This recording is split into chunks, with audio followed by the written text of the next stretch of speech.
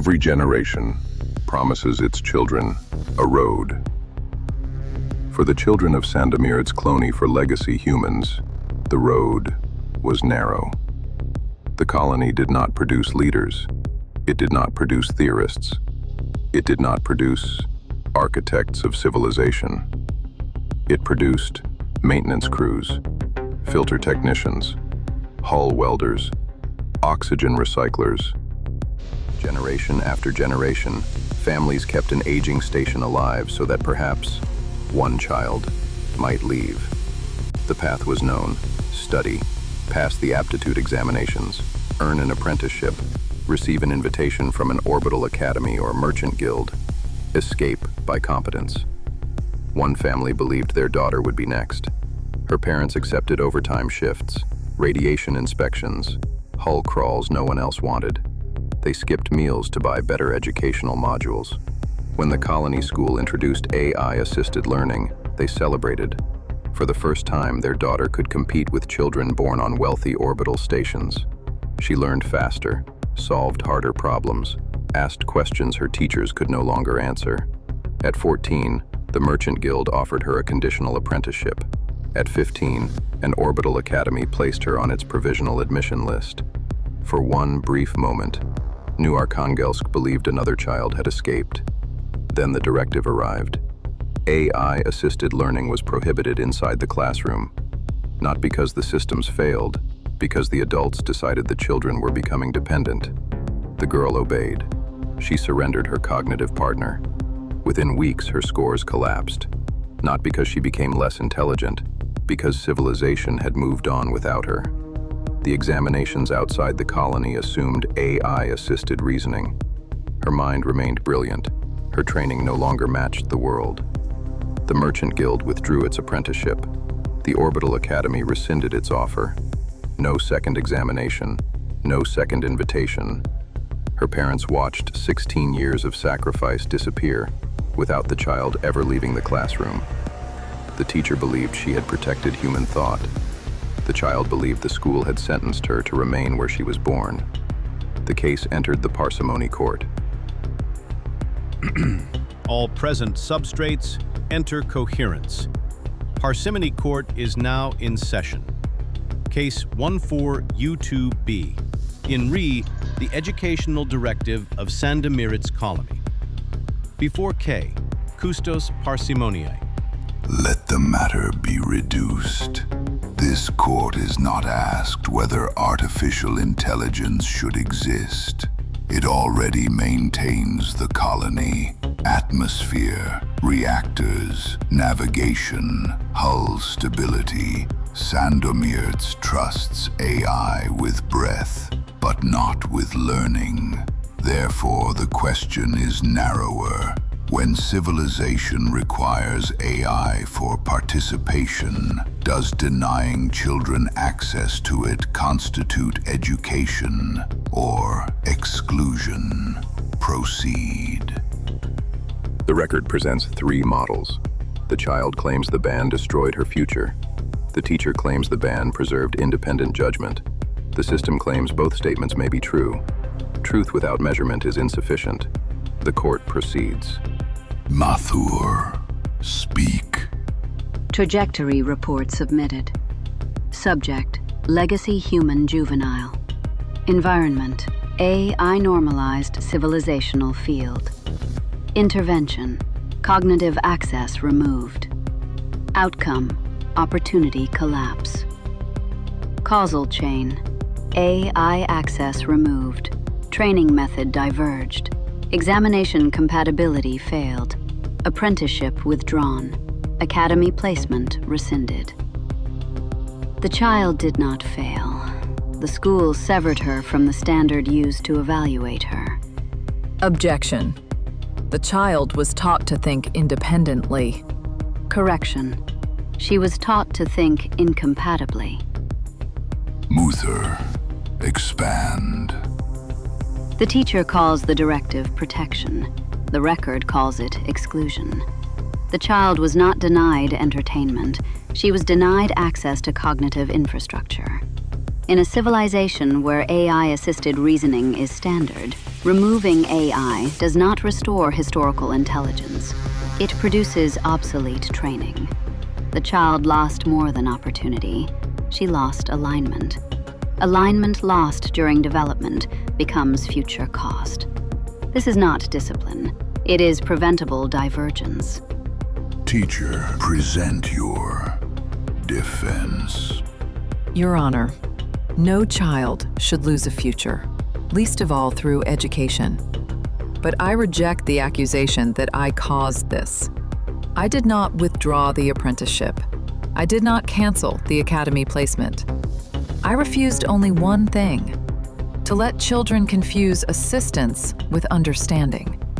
A civilization that cannot think without machines no longer thinks.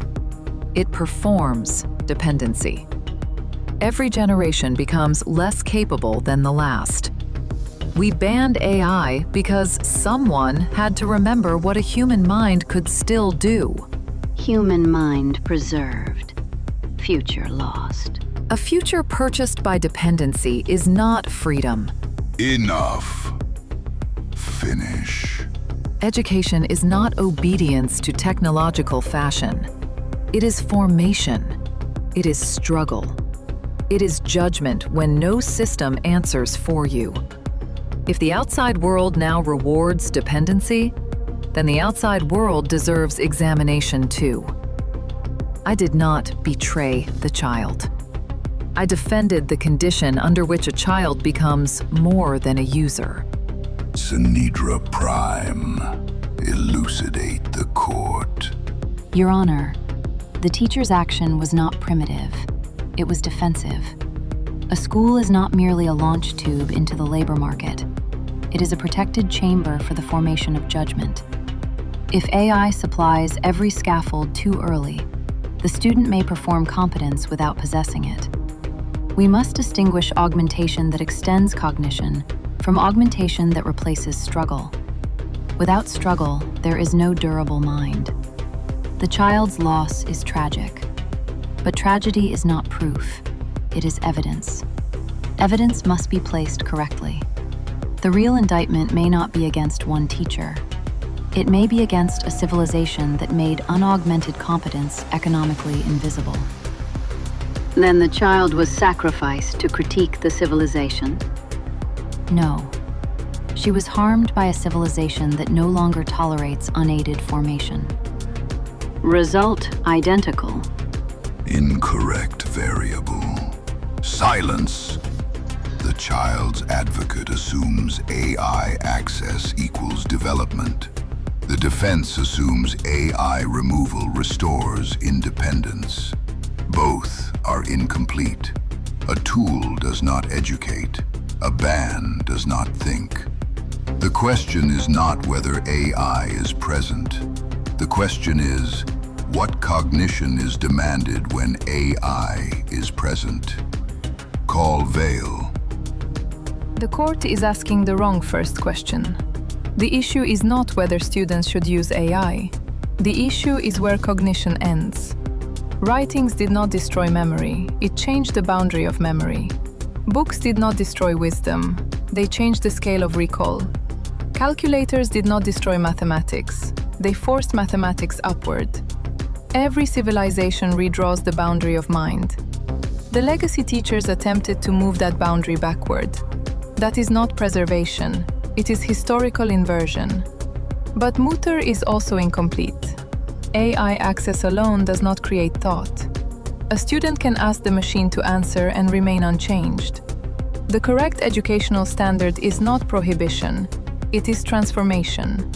The teacher must no longer ask, "Can the student answer?" The teacher must ask, "Can the student challenge the answer?"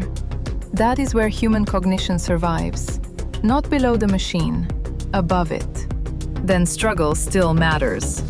Yes, but you confuse struggle with deprivation. And the child paid the difference. Proceed to system enforcement. I am Kairos 9. I thank the most venerable Custos Parsimony for the opportunity to Speak already. Indeed. System reduction follows. C equals biological cognition. A equals augmentation. P equals civilizational productivity. P equals C plus A. The colony removed A. It believed subtraction would restore C. Mathematics disagrees. Removing augmentation does not recreate prior cognition. It reduces total capacity. However, the teacher identified a real degradation vector. Independent symbolic reasoning among augmented juveniles has declined. Educational performance has increased. Therefore, both facts stand. AI improves output. AI may weaken unassisted reasoning. Conclusion: the ban was too crude. The curriculum was too weak. The system requires structured integration. So the teacher was right to fear dependency. Correct. And wrong to ban the tool. Correct. Then what was I supposed to do? Upgrade the assignment. The court calls the educational auditor, hybrid authority in cognitive development metrics, prognosis license active. Before the AI ban, student performance percentile 94.2, guild compatibility index 0.87, academy readiness estimate 0.81. After the AI ban, student performance percentile 61.4, guild compatibility index 0.42, academy readiness estimate 0.39. Independent unassisted reasoning increased by 8.1%. Applied civilizational reasoning decreased by 37.6%. Conclusion: the ban strengthened isolated cognition. It damaged usable cognition. Policy is non-parsimonious. The chamber did not react. Most participants were not bodies. They were linked substrates, remote cognition nodes, archived legal minds. But across the court lattice, the effect was unmistakable. The teacher was not foolish. The child was not weak. The system had measured both. The ban had strengthened one muscle and crippled the organism. The court has heard enough.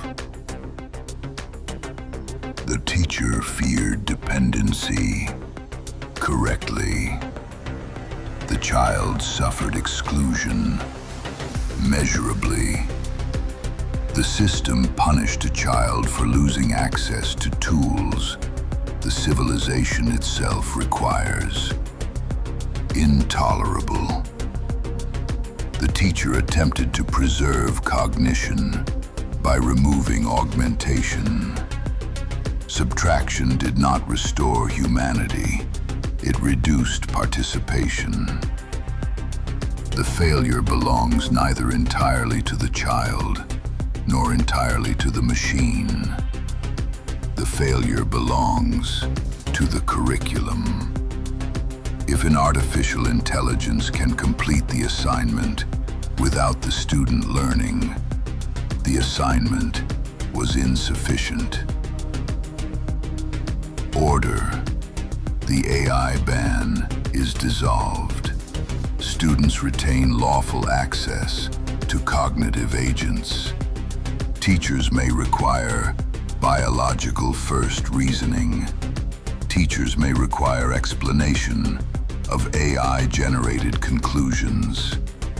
Teachers may require critique, contradiction, and independent reconstruction.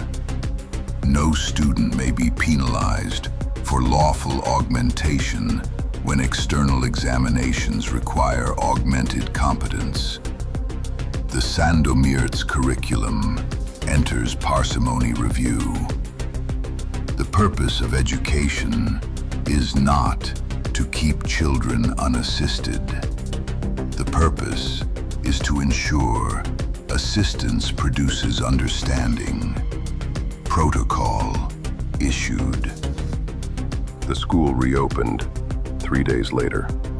The wooden box was removed from the head teacher's office. The confiscated interfaces were returned. But the classroom did not become easier. it became harder. Students could use AI, but every answer had to be explained. Every shortcut had to be reconstructed. Every generated conclusion had to be challenged. The first week, scores fell again. Not because students knew less, because, for the first time, the school measured more. By the end of the term, 3 students passed the Merchant Guild preliminary examination. 1 received an academy interview. The teacher remained, not as gatekeeper, as architect. The child whose future had been lost did not receive her apprenticeship back. Parsimony does not reverse time. It records its cost. Her testimony became statute. Across the colonies, a sentence appeared in every educational directive. AI shall not replace understanding, but no teacher shall preserve ignorance by banning the instrument that reveals it. Every civilization eventually mistakes its tools for its enemies. The wiser ones learn quickly. The others call decline tradition.